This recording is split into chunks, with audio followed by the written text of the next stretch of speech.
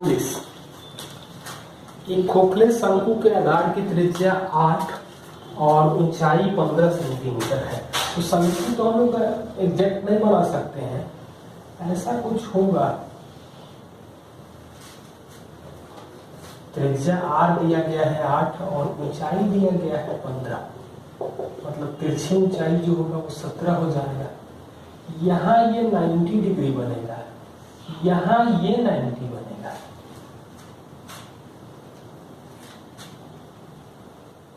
तो ये 90 है, तो ये अल्फा होगा, तो ये 90 माइनस अल्फा होगा, ये 90 माइनस अल्फा होगा।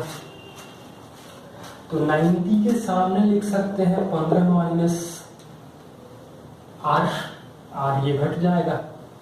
और बड़े वाले के लिए 90 माइनस अल्फा 17 आ जाएगा ट्रिपलेट से। अल्फा के सामने यहाँ आर लिख सकते हैं छोटे वाले में, और यहाँ अल्फा के सामने जो आएगा वो 8 आएगा। मतलब 120 माइनस 8 आर बराबर 17 आर, यानी 25 आर आ रहा है 120। आर का वैल्यू आ जाएगा 24/5 यानी 4.8।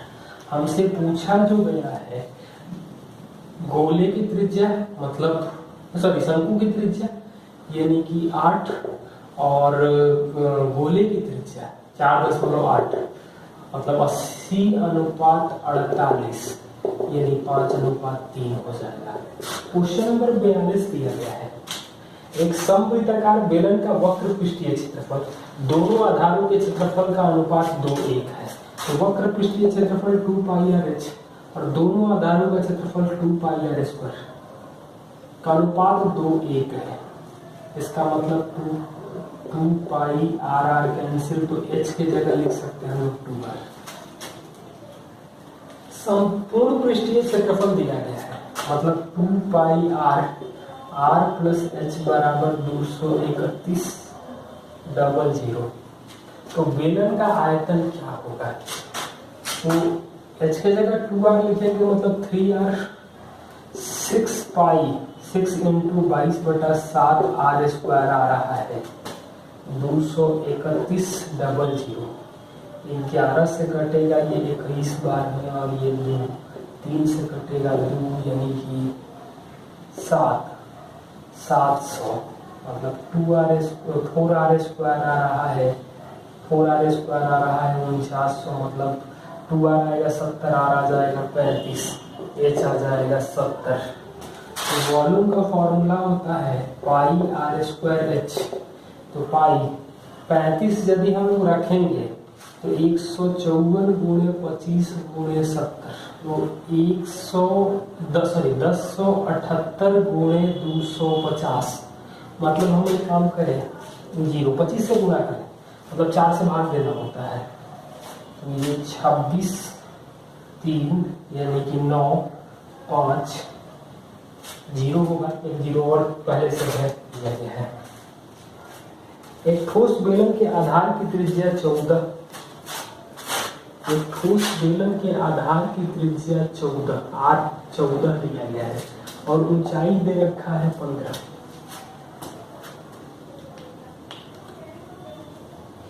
प्रत्येक आधार से समान 4 बेलन काटे गए हैं, मतलब यहाँ सब में, मतलब ये 4 ऐसे बेलन काटे गए हैं दोनों भागों पे। इस प्रकार शेष 4 समान बेलन काटे गए हैं।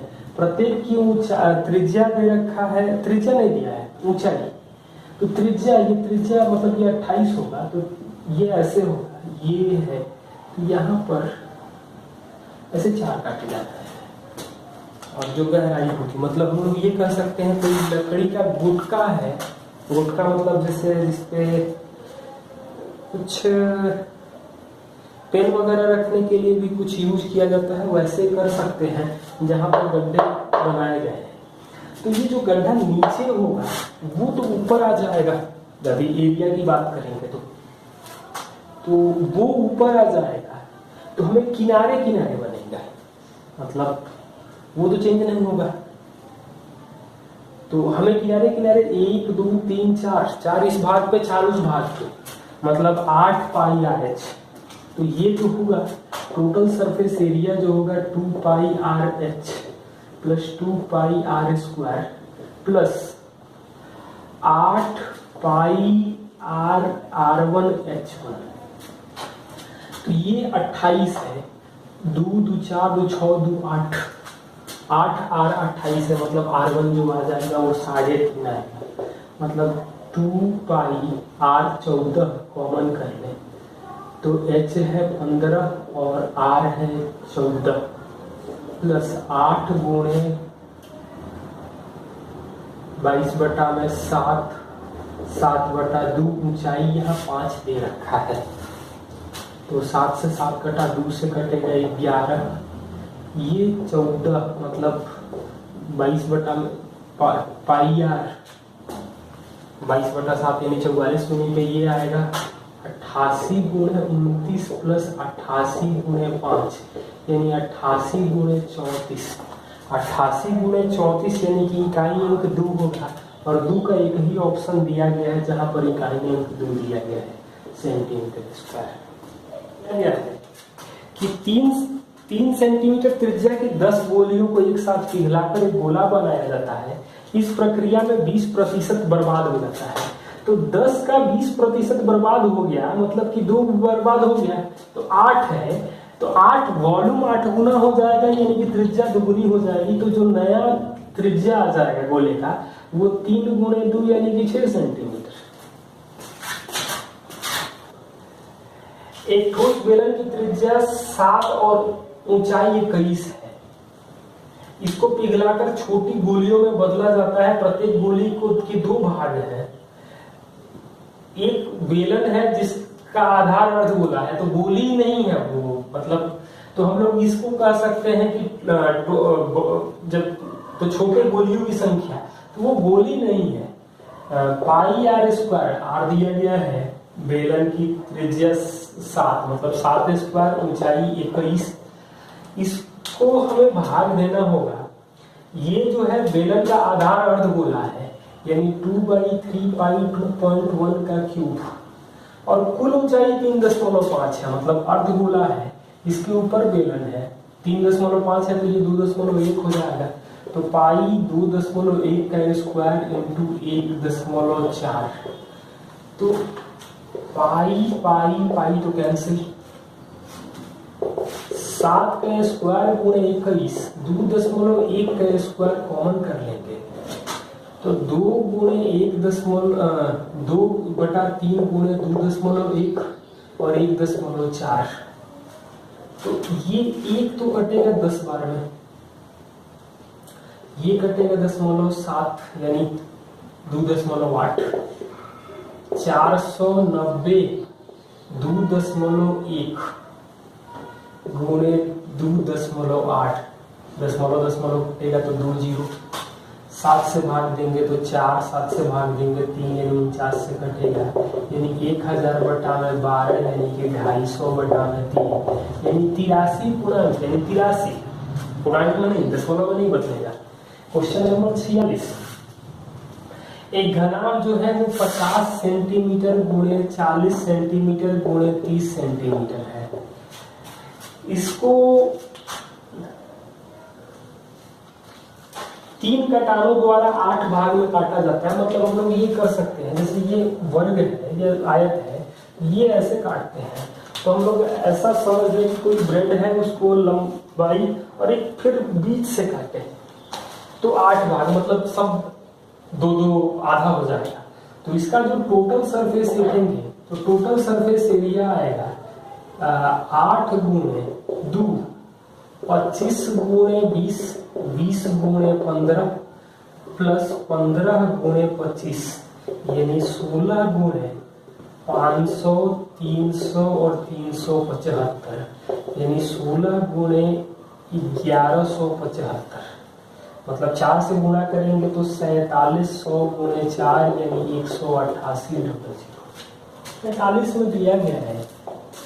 जैसा कि आकृति में दिखाया गया है, घन में से एक समकोणीय पिरामिड XYZ काटा जाता है। घन की भुजा 16 है, घन की भुजा 16 है। इसमें से एक पिरामिड काटा जाता है, तो पिरामिड होगा मतलब आधार होगा ऊंचाई, तो पिरामिड का जो आधार होगा वो त्रिभुज बनेगा, मतलब यहाँ यहाँ यहाँ बी ऐसे काटा जा रहा है। 3 डायमेंशनल फिगर है, बोर्ड बनाना थोड़ा सा मुश्किल है लेकिन आप लोग समझना। तो इसका जो एरिया आएगा तो 3 भाग होंगे पिरामिड में, तो वो 3 त्रिभुज बनेगा, 1/2 आधार 8 और भुजा 8, आधा आधा से बनेगा। और नीचे जो आधार बनेगा वो समबाहु त्रिभुज होगा, तो √3/4 और जो भुजा आ जाएगा वो 8√2 का स्क्वायर आ जाएगा। इसको कैलकुलेट करेंगे तो हम लोगों को मिलेगा 4 32 या 96 प्लस 4 से भाग देंगे मतलब 2 का स्क्वायर मतलब 4√2 32√3। क्वेश्चन नंबर 48, क्वेश्चन नंबर 48 में दिया गया है sin x plus sin y into sin x minus sin y upon cos x plus cos y into cos y minus cos x। इसका मान क्या होगा? ऑप्शन जो दिया गया है वो दिया गया है 0, 1, -1, 2। तो हम लोग यहाँ पर x का वैल्यू 60 और y का वैल्यू 30 पुट करें तो हमारे लिए x का वैल्यू 60 और y का वैल्यू 30 पुट करें, और भी कुछ भी पुट कर सकते हैं क्योंकि न्यूमेरिकल है, खाली तो पुट कर सकते थे। तो ये आ जाएगा √3/2 प्लस 1/2 और √3/2 माइनस 1/2 √3/2 प्लस 1/2 और ये 30 है तो ये √3/2 माइनस 1/2 यानी दोनों कैंसिल होकर कितना आ जाएगा? 1 आ जाएगा। tan 5θ प्लस tan 3θ बटा में 4 cos 4θ tan 5θ माइनस tan 3θ का मान क्या होगा? और ऑप्शन जो दिया गया है वो sin 2θ cos 2θ tan 4θ और cot 2θ। यहाँ पर हमारे लिए थीटा का मान 30 डिग्री रखना इसलिए मुश्किल दिख रहा है। थीटा यदि हम लोग 30 रखेंगे तो cos 60 नहीं, थीटा 15 रखने को मुश्किल होगा, 30 हो जाएगा। नहीं, ये 30 रखेंगे तो ये 60 होगा, ये 60 होगा, ये 120 होगा और ये 60 होगा। थीटा का मान हम लोग 30 डिग्री पुट करें तो tan 150 प्लस tan 90, tan 90 तो अनंत हो जाता है, नहीं रख सकते हैं। थीटा का मान हम लोग 15 रखें तो 15 रखेंगे तो ये 30, 30, 60 और ये 30, फिर ये दोनों 60, 30 की समस्या आ जाएगी, दोनों बराबर हो जाएगा। 60 रखें तो sin 120 cos 120 240 120, थीटा का मान 60 रख सकते हैं। 60 रखेंगे तो tan 300 प्लस tan 180 और 4 cos 240 tan 300 माइनस tan 180, तो tan 180 का तो मान 0 होता है।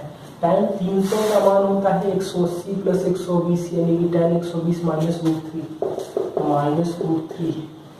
4 माइनस 240 को लिख सकते हैं cos 60 यानी कि -1/2 इंटू माइनस √3, ये दोनों कैंसिल, -1/2 यानी कि cos 120 का मान आएगा मतलब cos 2θ। 50 नंबर सवाल में दिया गया है 4/3 cot स्क्वायर π/6 है, p/6 दिया गया उसको π/6 कर लेना। 3 cos square 150 minus 4 cosec square 45 plus 8 sine pi by 2, P by 2 है, पाई बाई 2 करना है।